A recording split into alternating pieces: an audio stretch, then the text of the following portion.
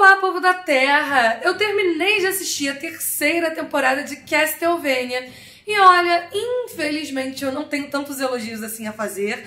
Eu vou falar aí dessa polêmica, né, que vocês estão sabendo qual, do Alucard, mais pro final do vídeo. Uma coisa importante que eu tenho pra falar sobre isso. E eu queria falar, gente, que assim, Castlevania em 2019 foi provavelmente o melhor anime que eu assisti. É complicado dizer isso, assim, eu fico um pouco de receio porque eu não lembro tudo, assim, que eu assisti.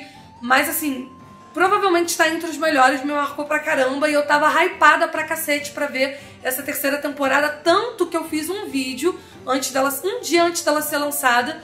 E eu recomendo vocês clicarem aqui pra ver esse vídeo, porque além de eu falar o que eu achei em geral da temporada, eu falo de algumas curiosidades sobre a série. E até a metade ali não tem spoilers, então serve pra quem ainda tá pretendendo começar a ver a primeira e a segunda temporada. Que, como eu digo lá nesse vídeo, é uma temporada só, né, pra mim. Eles dividiram em primeira e segunda por questões de marketing. Se você reparar, tem uma narrativa linear ali, sabe? Se você percebe que nessa terceira temporada você tem um novo enredo, uma nova história.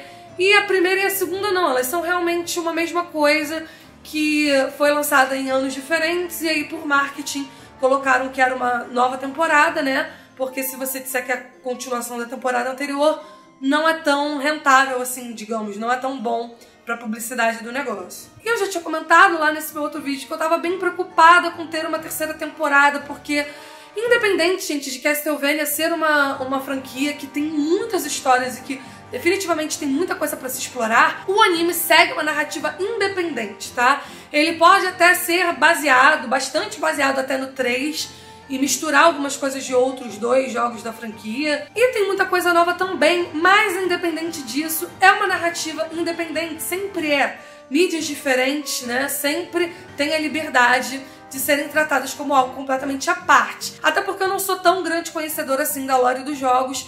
Eu prefiro analisar como uma coisa totalmente independente, porque é um anime que tá aí, aberto a qualquer pessoa que nunca jogou o jogo, tá na Netflix, é um grande sucesso. Então eu acho que não é pra fã do jogo levar as questões da outra mídia, que é o jogo, em consideração na hora de julgar a qualidade. A gente tem que ver pelo próprio audiovisual, pela narrativa que se desenvolve ali em forma de roteiro, o que a gente acha, né? E de acordo com isso, eu acho que a maneira como eles escolheram iniciar, o ponto que eles escolheram pra iniciar e encerrar a história lá na segunda temporada, teve uma vida útil curta, ou seja, não precisava colocar gancho pra outra coisa, teria se encerrado muito bem ali, como um anime pequeno de excelência, tipo Devilman Crybaby. Porque o meu medo principal é que quanto mais você mexe, quanto mais você dá continuidade, mais tende a você fazer merda, né?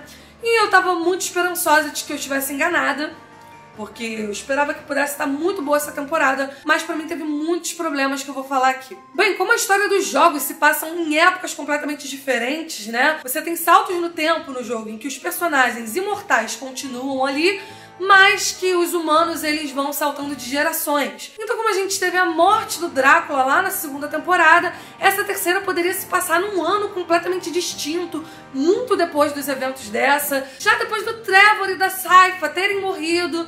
E isso era muito possível, né, se você considerar a maneira como a narrativa dos jogos é feita. Porém não, eles continuaram ali mesmo, de onde eles pararam na segunda temporada, né? E não teve Drácula, simplesmente não teve Drácula a temporada toda. Teve gente que achou que mesmo assim foi muito bom. Embora não seja aí a ausência do Drácula o motivo principal de eu achar que não ficou tão legal essa temporada, com certeza isso influencia, porque pra mim, o pano de fundo da história, né?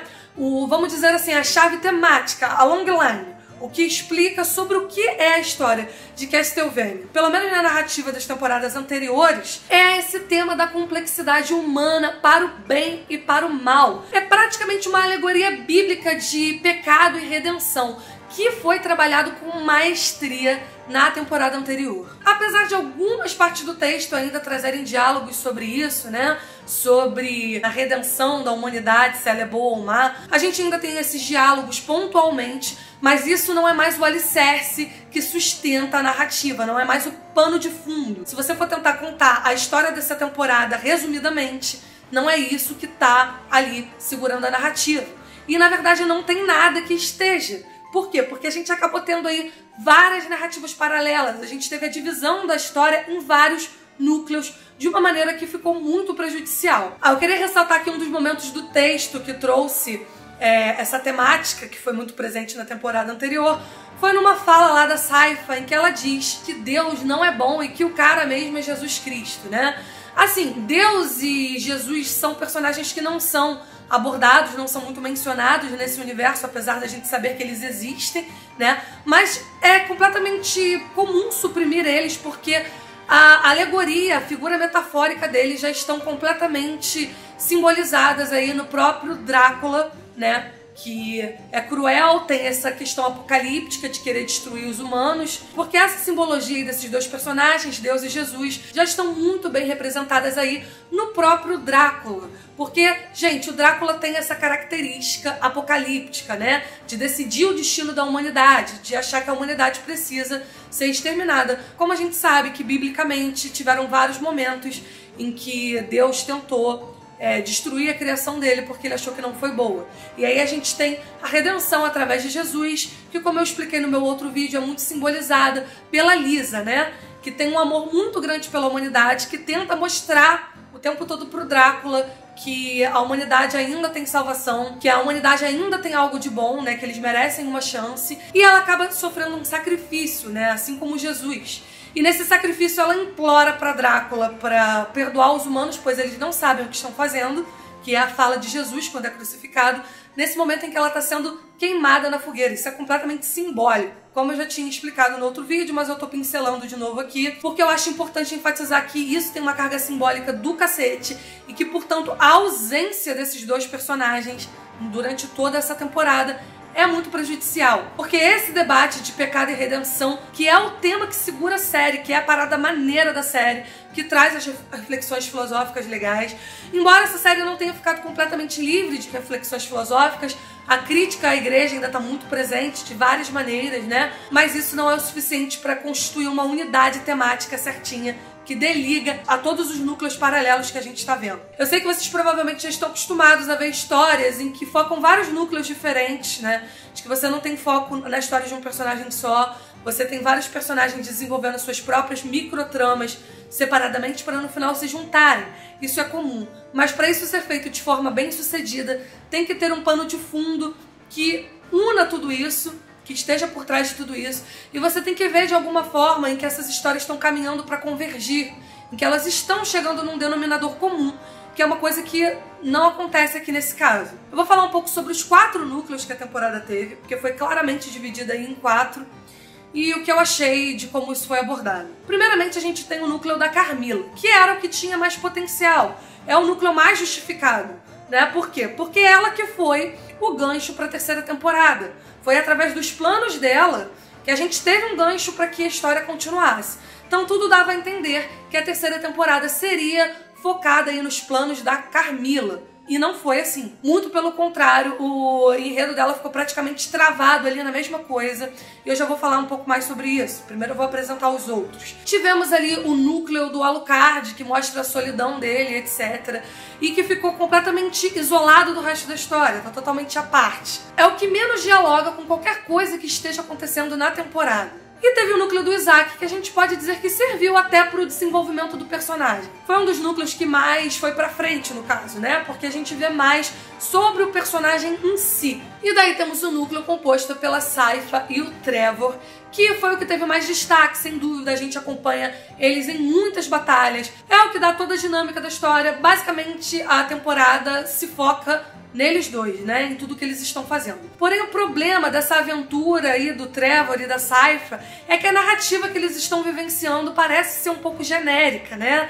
Ela meio que foi criada ali nessa temporada e já se encerrou ali mesmo, não dando tanto gancho pra mais nada, e parece que aquilo dali não vai ter nenhum peso muito grande no que vai acontecer daqui pra frente. Então ficou meio como se fosse um spin-off, um filler. Mas é uma coisa que ficou meio que enche linguiça, na minha opinião, sabe? Foi uma aventura que preencheu um espaço de tempo enquanto eles tentavam preparar o terreno para uma outra temporada, onde as coisas que eles realmente querem dar importância vão acontecer. Provavelmente o retorno do Drácula, já que a gente tem ali no final do penúltimo episódio ele aparecendo, né, e olhando pra gente. Ele e a Lisa olham assim. A gente sabe que provavelmente o Drácula vai retornar na próxima temporada. e os planos da Carmilla, que era o que já deveria ter acontecido nessa temporada, né? O desenvolvimento dos planos dela, porque foi isso que deu o gancho da segunda temporada para essa terceira. Não fazia sentido nenhum passar essa temporada inteira, basicamente, preparando o terreno para isso que realmente tem importância, que vai ser esse retorno do Drácula e o plano da Carmilla, e ficar só preparando o terreno para isso, enquanto enche linguiça aí com uma história, né, com muita aventura, com umas batalhas interessantes, mas com uma história que iniciou e encerrou nessa temporada mesmo, sem deixar muita coisa para ser explorada depois, né? Dessa aventura que o Trevor e que a Cypher viveu. Não tem muita coisa que possa ser aproveitada futuramente. Pode uma coisa ou outra ser aproveitada na narrativa da história, né? E que isso tenha servido também para desenvolver, mas dá pra ver que não serão coisas tão relevantes assim, para que isso tenha sido o foco da temporada e que o resto das narrativas tenham ficado paradas e basicamente não saído do lugar. A narrativa da Carmilla, gente, ficou a temporada inteira em torno da lealdade lá do Hector, né? Porque ele vai forjar as criaturas da noite e eles estavam preocupados com a questão de que a lealdade desse novo exército pertenceria ao Hector. E basicamente a temporada inteira fica enrolando nisso, né? Enrolando em como que elas vão conseguir controlar o Hector, como que elas vão resolver esse impasse que não tinha a menor necessidade de ser um impasse que dura uma temporada inteira. E o Alucard, bem, eu não veria problema nele estar isolado, né? Ele ser um ponto fora da narrativa. Se a gente tivesse uma narrativa que estivesse funcionando bem ali, com os núcleos interligados e com um desenvolvimento bem feito, eu não veria problema no Alucard estar um pouco à parte disso. É normal a gente ter um ponto fora da curva da história, né? Que é para dar algum tipo de alívio. Ali a gente tem uns momentos contemplativos, né? Na solidão do Alucard. Passa uma coisa mais sentimental naqueles momentos. E eu acho que isso não teria sido desperdiçado se eles não tivessem tentado forçar a barra também de dar uma narrativa, um desenvolvimento ali para aquele núcleo do Alucard. Poderia ter apenas mostrado a solidão dele, como que ele estava, né? E poderia ter deixado ele ali guardado de stand-by para uma próxima temporada, fazendo apenas algumas referências a ele, sem tentar transformar ele em mais um núcleo da história, né? Em mais uma história que você precisa ver ali para ficar pulando de uma para outra, tentando desenvolver várias coisas ao mesmo tempo, mas que na verdade a maioria não sai do lugar. A maioria não se desenvolve, como eu falei que foi o caso da Carmilla, que não andou, ficou uma temporada inteira pra andar uma coisa que poderia ter sido agilizada em muito menos episódios. E aí o que eles fizeram com a Alucard? Seriam aqueles dois personagens que serviram basicamente pra duas coisas. Basicamente, só serviu pra isso. Pra dar uma justificativa pro corrompimento do personagem. Provavelmente eles têm que mostrar na próxima temporada um Alucard já diferente, que perdeu a fé nos humanos e nos ideais da mãe dele, né? Que é uma coisa que tem nos jogos, né? O Alucard muda. E eles precisavam apresentar essa mudança. Mas ficou muito fraco, né, gente? Convenhamos que simplesmente por causa daqueles dois amiguinhos ali que ele fez terem traído ele, ser o motivo pra de repente colocar todos os ideais dele por água abaixo, né? Ficou muito fraco. O desenvolvimento da relação dele com aqueles dois personagens não foi forte o suficiente, até porque não teve tempo suficiente pra ser forte, pra desenvolver uma relação em que isso afetasse ele de tal forma a isso conseguir transformar o personagem, essa traição transformar o personagem. Por exemplo, a relação do Alucard com o trio dele, né, com os outros dois, a Cypher e o Trevor, teve todo um desenvolvimento ao longo da segunda temporada, né?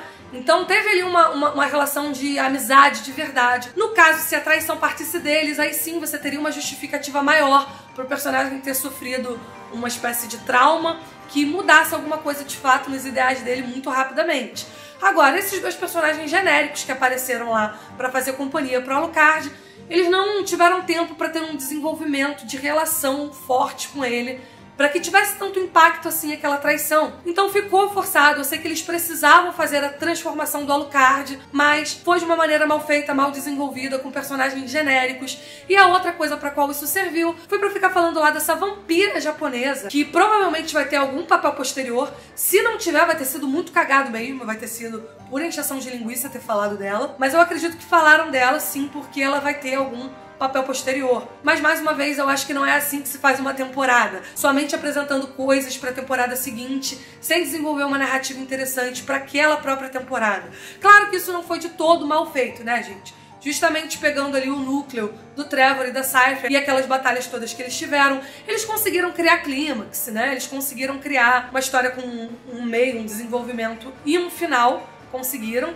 essa estrutura básica, mas como eu falei, através de uma trama que é um pouco genérica, já que eu não acho que os acontecimentos dela vão ser tão relevantes assim pro que eles estão preparando pro futuro. E por que eu acho isso? Porque foi uma coisa que não deixou gancho, aquela história se resolveu ali mesmo. Você percebe que o que deixou o gancho foi a questão da Carmilla o tempo todo, desde a segunda temporada até agora, e ainda não foi desenvolvido, ficou parado ali no mesmo lugar, e eu achei isso bem ruim. Agora, para não fazer só críticas, uma coisa muito positiva que eu achei foi a inserção de um pouco mais de sensualidade na série. É de se esperar, gente, que um anime muito visceral, aí com gore, com emoções humanas muito intensas e trabalhadas, tenham algum nível de algo sexual. Ainda mais, né, gente, se tratando de uma história de vampiros, porque a gente sabe que ao longo aí da construção dessa ficção, depois de Bram Stoker, né, que foi o primeiro vampiro da ficção literária, que era basicamente um monstro, depois disso, as várias adaptações foram transformando cada vez mais o arquétipo do vampiro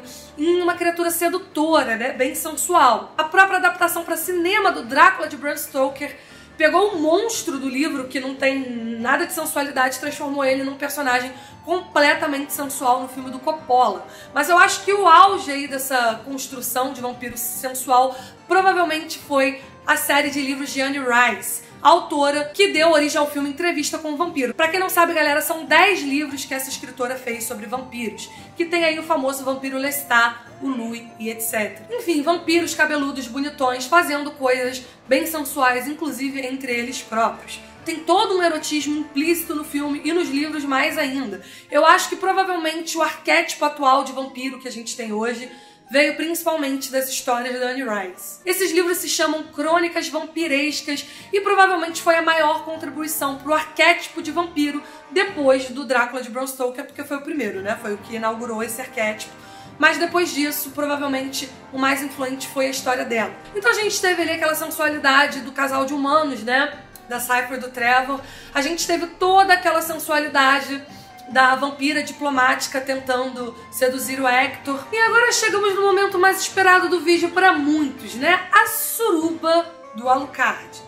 Bom, gente, foi a lacração, não foi? Tem gente dizendo que foi lacração, tem gente dizendo que é normal, ele é bi, porque vampiros são bi. Enfim, vamos pontuar algumas coisas sobre isso, tá? Eu não acho que foi lacração nenhuma. Eu não vou negar que lacração existe, mas eu entendo isso de lacração em filmes, séries, etc., quando algo é completamente forçado só para agradar as pautas identitárias que estão em alta, colocado ali só com esse objetivo. Ou seja, é basicamente um fanservice pra galera de hoje em dia que tá muito engajada nas pautas identitárias.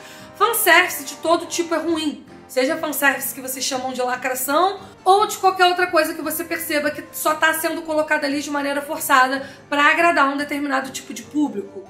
E definitivamente isso não é o caso da suruba do Alucard. Se você acha isso, cara, você lê muito pouca literatura, você conhece muito pouco vampiro, sério.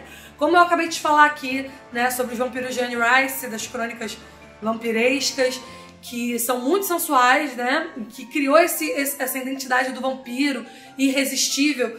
Isso já gerou um arquétipo de vampiro que é irresistível para qualquer pessoa. Vamos começar por aí, né? Nesse arquétipo tradicional do vampiro, ninguém resiste ao senhor vampiro, porque ele quer chupar o seu sangue e seja você homem ou mulher, você vai ser seduzido por ele de uma forma que é, sim, muito sensualizada. Esse é o arquétipo da criatura na ficção, sabe? Foi assim que ele foi desenvolvido ao longo do último século, desde o monstro lá, original, que era só monstro, que não tinha muita humanidade em si, né? Mas depois ele foi sendo desenvolvido e o arquétipo que se tem dele hoje é esse, que não é muito distante também da inspiração original para a criatura do vampiro, né? Além do conde da Romênia, né, o Vlad Tepes, sobre o qual eu falo no último vídeo, né? Além disso, essas lendas de criaturas chupadoras de sangue são muito antigas, já desde a Suméria e de tempos antes de Cristo, e também estavam associadas com a ideia de incubos e sucubos, que são criaturas completamente sexuais. Então, assim, a ideia de vampiro e sensualidade está totalmente ligada. É o próprio arquétipo da coisa, gente. Não tem que se discutir sobre isso. E essa série explorou a sensualidade em vários outros núcleos de personagens, como eu já falei aqui. Não foi exclusivamente com o Alucard, né? E aí, por que com o Alucard, nossa, logo com o Alucard, coloca ele pra fazer uma coisa com um outro homem, que estão falando como se fosse só com o homem, né? Estão ignorando lá as cenas sensuais lá com os seios da mulher, que tiveram também, porque foi uma suruba, que é totalmente condizente com o arquétipo de um vampiro fazer uma suruba. Então, pra qualquer pessoa que esteja minimamente familiarizada com histórias de vampiro que não seja Crepúsculo, porque pra mim dizer que isso é lacração é geração Crepúsculo, que não tá acostumado a ver que esse tipo de coisa é comum em histórias de vampiro. Então, pra qualquer um que tá familiarizado com literaturas vampirescas, sabe que não tem lacração nenhuma ali, é completamente condizente. Lacração existe, como eu falei, quando força alguma coisa para agradar um público, mas aquilo dali não tá sendo forçado para agradar ninguém. Fica claro que não é uma cena para agradar militância de nada. Ninguém vai sair por aí agora na militância, exaltando Castlevania, né, fazendo parte ali do nicho de coisas que essas pessoas gostam só por causa daquela cena. Porque ela não foi feita com esse intuito de fanservice, é uma cena que tá totalmente dentro de um contexto, então não foi lacração. E outra coisa sobre a galera que tá falando que ele é bissexual, ou que vampiros são bissexuais. Gente, isso não condiz. Por favor, vamos entender também outros contextos, como por exemplo, o fato de que bissexual, heterossexual, homossexual são conceitos da nossa sociedade, da nossa cultura e principalmente do nosso tempo. Porque essas coisas todas se tratam de identidade. Você ser uma pessoa bissexual é uma identidade. Uma pessoa homossexual é uma identidade. São pautas identitárias e essas identidades são muito recentes. O que existia desde sempre eram as práticas sexuais diversas. Práticas sexuais com pessoas do mesmo sexo, com pessoas de sexo diferentes, práticas sexuais com animais, que essa série fala sobre isso. Cara, vocês estão reclamando da cena do Alucard quando essa série mais de uma vez faz referência no texto, né? Mais de uma vez a zoofilia, cara. Então, assim, as práticas sexuais durante a história da humanidade foram diversas e isso não necessariamente determinava a identidade de alguém. Você podia ter práticas sexuais com pessoas do mesmo sexo ou de outro sexo e sendo preferencialmente, exclusivamente ou não, ou ocasionalmente. E isso, de vez em quando, em algumas épocas, tinha nome, em outras não. Em algumas sociedades que são milhares de formações de sociedade que esse mundo já teve, estudem um pouco de antropologia, em várias delas isso era tão comum que não tinha nem nome. Já em outras isso recebia alguns nomes, né, como sodomia, que eu acredito, não tenho certeza, algum historiador, se tiver aí me corrija, que eu acredito que no período da Idade Média o que se chamava a prática de relação com pessoas do mesmo sexo era sodomia. Mas a sodomia era uma prática, gente, não era uma identidade. Se você se relacionou com alguém do mesmo sexo, você cometeu o ato de sodomia, que era um pecado, né? Mas que era um pecado como vários outros pecados, como suruba também seria pecado da mesma forma. Não seria um pecado maior ou menor fazer suruba do que fazer sodomia. E a pessoa que fazia sodomia, ela não era, nossa, um sodomita, fulano de tal é um sodomita. Não, gente, isso não existia. Existia homem e mulher e práticas sexuais diversas que tinham nomes diversos. Assim como quem fazia um ato sexual com um animal não era chamado de zoófilo. Provavelmente não tinha aquela coisa, pô, fulano é zoófilo porque pega aquela cabra lá, como o anime mostra. Não tinha esse conceito de zoofilia. Era só uma prática. A prática era encarada como uma prática e não como uma identidade para aquela pessoa. Isso não constituía o ser de ninguém. Inclusive, a prática de sexo entre mulheres foi ignorada durante muito tempo na história da humanidade. Enquanto para homens, algumas vezes isso tinha nome, né? Como na Grécia Antiga, que isso inclusive era um padrão, o mestre e o pupilo se relacionarem, o filósofo e o pupilo. Para mulheres, muitas vezes isso não tinha nome e nem era tido como menor importância para a sociedade. Ninguém estava ligando se a mulher estava transando com outra mulher. Isso não era nem considerado sexo, porque a mulher não era nem considerado gente em vários momentos da história da humanidade. Não estou especificando em quais momentos, tá? Nem em quais sociedades, porque eu não sou antropóloga, eu já tive, obviamente, várias aulas disso, mas não tenho propriedade para falar exatamente, olha, nesse período, nessa sociedade foi assim. O que eu posso dizer é que já foi assim em vários períodos, em várias sociedades, e que, portanto, dizer que o Alucard é bissexual porque ele teve relações com um homem e uma mulher no século XV não é uma coisa que a gente possa dizer. Ele não estava sendo bissexual ali. Ele estava simplesmente fazendo uma suruba. Ele era um homem imortal, que não é nenhum homem, um homem mesmo, né? Porque nem humano ele é. Ele era uma criatura não humana fazendo uma suruba. E aí a gente entra nesse outro ponto, né? Para criaturas não humanas, essas questões de gay, hétero, bi fazem menos sentido ainda, independente da época. Porque todos esses conceitos que a gente tem estão limitados à nossa experiência de vida mortal. Porque a gente nasce, cresce, reproduz e morre. Então a morte, a vida, a reprodução, né, o sexo, todas essas coisas têm outros significados dentro da nossa experiência mortal. Quando você transcende isso, quando você é um ser eterno, essas coisas ficam tão distantes para você, são tão mundanas para você, que muitos dos conceitos da nossa humanidade deixam de fazer sentido completamente. E a Anne Rice, escritora de Entrevista com o Vampiro, das Crônicas Vampirescas, retrata isso muito bem, fazendo Lestat ter relações com a própria mãe, depois que ela se transforma. Ela coloca isso justamente para dar aí essa dimensão de como que eles não são mais humanos, de como que eles estão totalmente transcendendo essas questões que para eles se tornam pequenas, essas questões que são mundanas para eles, porque agora eles são criaturas eternas que estão muito acima de toda essa humanidade que a gente tem, as coisas que a gente inventa como ser humano. É isso, galera. Essa foi a minha análise aqui do vídeo. Eu esqueci de pedir para deixar o like no início, mas eu peço agora no final, porque é muito importante, já que eu tô trazendo conteúdos totalmente novos pro canal e o robozinho do YouTube precisa parar de me punir por estar fazendo conteúdo novo. O seu like e o seu comentário ajudam ao robozinho do YouTube parar de me punir. E me segue lá nas minhas redes sociais, porque eu tô agora com uma meta, #Tatá10k no Instagram, porque eu preciso chegar nessa meta, tá? Falta aí uns 600, 700 seguidores no Instagram e eu espero você lá. Espero que você seja um deles. Um beijo e até o próximo vídeo.